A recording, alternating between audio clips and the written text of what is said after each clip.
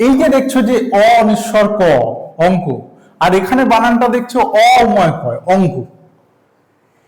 এইটা কোথায় তোমরা দেখবে মনে করো যে ছোটবেলায় যখন অঙ্কের বই আমরা দেখতাম, সেই অঙ্কের বইতে ওপরে যে লেখা থাকতো সেখানে এই বানানটা লেখা থাকতো, অনিশ্বর ক, এই বানানটা লেখা থাকতো।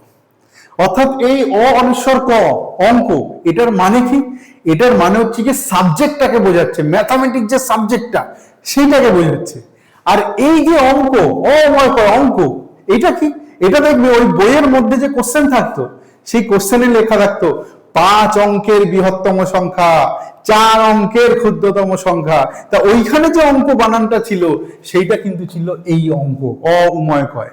তার মানে আমরা স্বাভাবিকভাবেই বুঝতে পারছি যে অনিশ্বর ক অঙ্ক, এটার মানে কি? এটার মানে সাবজেক্টটাকে বোঝাচ্ছে, মানে ম্যাথামেটিক্স, ম্যাথ যে সাবজেক্টটা আছে সেই সাবজেক্টটাকে বোঝাচ্ছে, ম্যাথ সাবজেক্টটাকে বোঝাচ্ছে। আর এই অঙ্ক, এই অঙ্ক মানে কি? এই অঙ্ক মানে বোঝাচ্ছে কি নাম্বার, নাম্বারসকে বোঝাচ্ছে, মানে 5 অঙ্কের সংখ্যা, 5 অঙ্কের বৃহত্তম সংখ্যা, 2 অঙ্কের সংখ্যা, 3 অঙ্কের সংখ্যা, সেই যে অঙ্ক অর্থাৎ নাম্বারসকে এখানে ডিনোট করছে।